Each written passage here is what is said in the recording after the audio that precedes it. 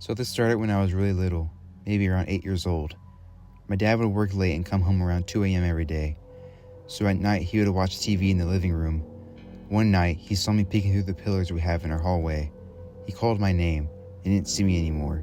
He went to my room and saw me asleep. Then, when I was 18, I went to see the Barbie movie and curled my hair that day. I came home and went to my room. My dad was smoking a cigarette while watching TV. He cracks the back door open and smokes outside while still watching TV. While standing at the back door, he saw me in the hallway looking at him. He felt something was off, so he yelled, "Hey," and whatever looked like me ran out of sight towards my room. A few weeks later, my grandpa said he saw me go into my closet when I was actually in the bathroom taking a shower. The next time someone different saw me, it was my best friend. When I was 19, I moved in with her and her family. She works nights with her mom. They were coming home at around 5 a.m., and while sitting in my car, she saw me staring into nothingness, just a blank face. She went into our room and saw me sleeping. Now, it doesn't stop there. I have about 4 more people who have seen me, and this is at work. At times, I take a day off. I've had 2 people come up to me. 2 people who have never talked to each other, and I rarely talk to, and months apart. They both said the same thing. "Hey, were you here yesterday? I saw you." I told them, no, I didn't come into work.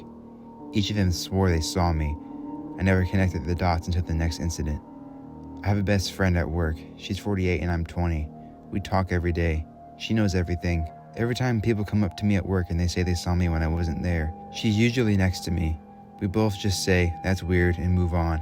Until today. I didn't go to work for 2 days because the area I worked in closed. We had to work overtime to make up for it. The next week, once we were back on a regular schedule, my friend and I went to the bathroom together like we always do. She was in the stall and I was waiting by the sink. A girl I always see came up to me and said, "Hey, I barely saw you last week." I told her, "Yeah, we didn't come in because the area was closed." She looked confused and said, "Wait, but I saw you." At first she thought she might be thinking of a different day, but then she said, "No, I swear I saw you. I saw you both days, with your work equipment and everything." She was freaking out and I told her, "You're not the first person to tell me they've seen me when I wasn't there." My best friend came out of the stall and said, "Yeah, the amount of times people come up to us and say that is really common." That freaked the girl out even more. And since then, we've become friends. That situation bonded us. Then the next week, my best friend and I were coming back from break and separated into 2 different parts of the building where we couldn't see each other.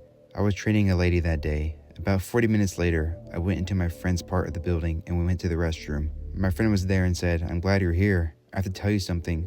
Were you in my area after break?" I said, "What do you mean? Of course not. We separated." She said that right after break, when she got to her area to start working, she saw me coming out of an aisle. She got excited to see me and waved, but I just stared at her, no smile, no wave, and then walked back into the aisle and disappeared. She said I was gone. I would never do that. It would be so rude. She's like a mother to me. I would never ignore her like that. So now I'm just left confused. Too many people have experienced this for it to be a coincidence. No one at work looks at me, not even a little bit. Why have so many people experienced this? Does anybody have similar stories? I need answers. I need to know what this means. This happened when I was very young, but old enough to remember it clearly. My family is Christian and believes in God, and while I didn't understand much at the time, now I'm older I view this as something spiritual and demonic. At the time, we lived in a house where the living room and kitchen were one open space. We had an old family desktop computer set up in the living room near the TV. One night, while both my parents were home and my siblings and I were in the same area, my oldest sister was on the computer watching one of those pop-up scare videos that were popular back then. She called me over to watch it. I got startled, laughed it off, then went back to playing. Then she called another one of my sisters without warning her. I wasn't watching them directly, but suddenly I heard my sister scream at the top of her lungs. Then I turned around. She was visibly shaking. My mom immediately ran and grabbed her. My dad started yelling, asking what she had been shown. Everything escalated so quickly. My sister was shaking uncontrollably and then suddenly went limp and her arms dropped to her sides. I remember my mom looking terrified in a way I've never seen before. My mom called our pastor late at night and said we needed to go see him immediately. While my dad got the car ready, my mom sat me into a bedroom with my sister. I sat next to her on the bed and held her hand, trying to comfort her the only way I knew how. I remember quietly telling her, "It's okay, everything's going to be okay." What still haunts me is how cold she felt. Not just cold hands, but cold in a way that didn't feel alive. Years later, after attending funerals, I realized it felt exactly like touching someone who had passed away. While I was holding her hand, she suddenly turned her head very fast and looked directly at me. Her eyes were completely black. I remember feeling an overwhelming sense that whatever was looking at me was not my sister, yet somehow it still was. Now that I'm older, I believe she was possessed in that moment. We drove to the church and went inside. A teenager tried to help and gently touch my sister's hand, but the moment she looked at him, he backed away and went to get to the pastor. We were brought into the main area of the church. My parents told me that everything was fine, and I knew it wasn't. I sat with my dad while the pastor and others prayed over my sister. They were rebuking whatever was inside her in the name of God. When my sister began screaming, it didn't sound like her voice at all. It was deep, distorted, and unrecognizable. She kept screaming, "It hurts, it hurts." Later, she told me that she wasn't even in pain. Whatever was inside her was the one screaming. At some point, my dad picked me up and tried to block my view, telling me not to look. I looked away. I saw my sister twitching, crawling, and moving in ways that didn't even look human or normal. I remember hugging my dad tightly, frozen with fear. After that day, no one talked about it again. Years later, when I was older, I asked my sister what had happened. She told me that when she watched the video, she felt something jump into her body. Everything went black. She felt like she was watching herself from outside of her body.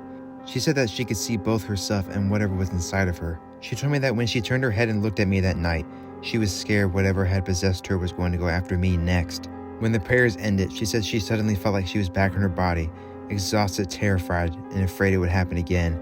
To this day, she barely talks about it, and only says it's the worst experience of her life. I'm not trying to convince anyone at anything. I just know what I saw, what I felt, and how clearly that memory has stayed with me. As a Christian, I believe this is something spiritual and demonic, and it's something I've never been able to forget or fully explain. It was a late night, around 10 or 9 p.m. I got in the car with 4 other girls and 3 guys. Let's call them Kylie, Leslie, Sarah, and Maria. Let's call the guys Noah, Alex, and Sammy. We were on our way to Gainesville just for fun, photos and a night away from home. We got to Gainesville about 2 hours later, around 11:30 or 12. We took photos at a basketball court and then headed to the nice hotel, about 7 to 8 stories tall. Across the street was a small Wawa, and we were next to a highway with the bridge road crossing over an intersection. Next to the intersection, a forest-type landscape. We went inside and got settled in and then ended up going back out to the parking lot to smoke, and everyone was drinking except for me. Little did I know, the scariest moment in my life was about to occur. Everyone was in the parking lot except for Sammy. We were all smoking and drinking until Leslie started getting scared and walking at a fast pace away from the group. All the girls said she was just trying to play around or that she was tripping. I was the only one who followed her to make sure she was alright. I followed her behind 2 cars from the group that sat on the back of our vehicle we arrived in. As I followed her, she got more scared, almost as if she was going to cry. She said, "It's coming." My heart dropped. I was confused as I tried to calm her down, asking her what was coming. She got more upset, continuing to say, "It's coming." Not even a few seconds after she said it, we hear a deafening scream. The scream did not sound human or animal. It made my heart drop to where something just told me it wasn't a human or a regular animal. Weirdest part of this situation is I jogged back to the group and they weren't even fazed. I asked everyone, "Did you not hear that?" They didn't, which is impossible not to hear. It was deafening how loud the scream was. Me and Leslie ran into the hotel from the parking lot and even asked the front desk. This is something you could hear from inside the hotel as well. They did not hear it. We looked almost crazy, as if we were on some type of drugs. We said never mind and went up to the hotel room, and we were both speechless, wondering how nobody else heard it but us. Having no idea what was going on or what it was, we entered our hotel room and tried to explain to Sammy what we heard. We looked even crazy to him. He said maybe we should go to sleep or something. We glanced out the window toward the scream we heard. We saw many police vehicles and even SWAT heading in that direction, but no sirens or lights, which made the situation even more eerie. To this day, I will never understand or know what that thing really was and what she meant by it was coming. I just hope it never happens again and I could find some type of answers to what it was that night. I haven't spoken to them since. I'm thinking of reaching out to her to ask her what she remembers. I was 27, in the middle of a doctoral internship to become a psychologist, and living alone for the first time in a completely new city. I had grown up pretty sheltered. I didn't really have a strong sense of danger, or at least not yet. My dad had stopped by while I was out and boarded up my windows and patio door with these massive wooden planks. Instead of feeling safer, I felt like he was overstepping, like he didn't trust me to take care of myself. I remember thinking I'm taking these down tonight after work, but I never did. That night, I came home exhausted and went straight to bed. Sometime around 4 a.m. I woke up to a loud and violent banging. Still half asleep, I turned toward the window and saw 2 men trying to break in.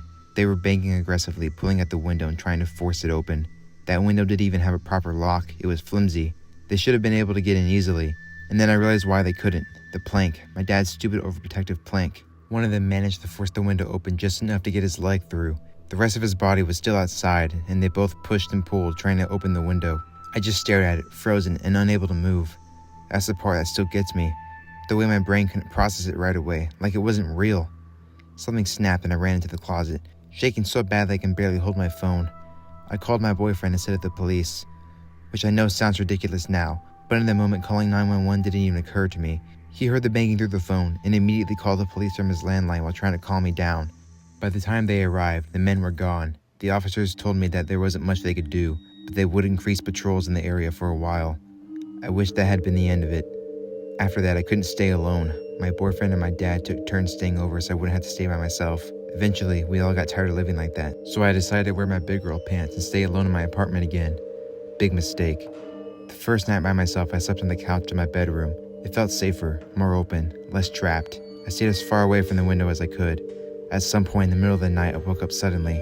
I don't know what woke me, but I was already sweating. Something felt wrong. I scanned the room and that's when I saw it. There was a man standing on my patio.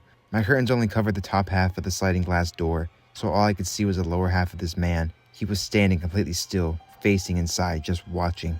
I didn't move or breathe. I had no idea if he could see me or how long he'd been there. He didn't try to break in and he didn't make a sound. He just stood there for what felt like forever. Eventually, I couldn't take it anymore and slowly slid off the couch and started crawling toward my room. That's when it all started again, the violent banging and pulling at the door trying to force it open. But again, he couldn't get in because of the other plank my dad had put up. This time, I called the police myself and they arrived and caught him, just as he was jumping over the patio wall trying to escape. The police later told me that these men lived in the building and they had likely been watching me, waiting until they knew I'd be alone, which is why they came back the very first night I was by myself. I fought to get out of my lease and moved to a more secure apartment building as soon as I could. I didn't pursue any legal action because it was all too overwhelming for me at the time. But I'll never forget one thing. The only reason they didn't get in was because of my dad. He saved my life.